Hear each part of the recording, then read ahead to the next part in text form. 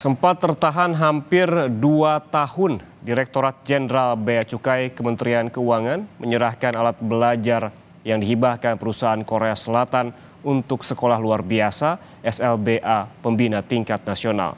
Bea Cukai menyatakan alat belajar berupa keyboard braille itu semula diubani bea masuk ratusan juta rupiah karena adanya kesalahpahaman.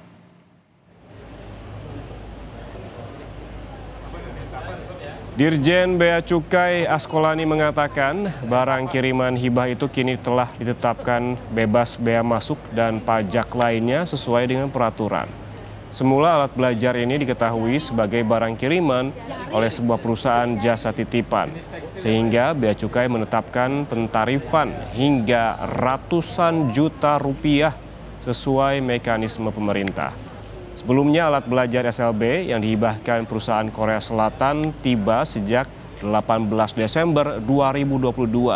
Namun terdapat tarif yang harus dibayarkan penerima barang hingga ratusan juta rupiah sebagai bea masuk dan pajak.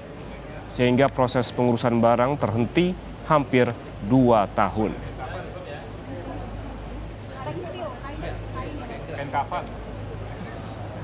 Akan serahkan tadi yang alhamdulillah kami bisa tetapkan pembebasan bea masuk untuk keyboard SLB tahun 2022, teman-teman sekalian. Itu mekanismenya barang kiriman yang kemudian difasilitasi oleh DHL. Itu ya. Nah, dia tidak ada info yang kemudian masuk ke kita sebagai barang kiriman, sehingga kemudian kita kasih sesuai dengan barang kiriman, ada pentarifan yang juga ditetapkan dengan ketentuan yang telah ditetapkan oleh pemerintah.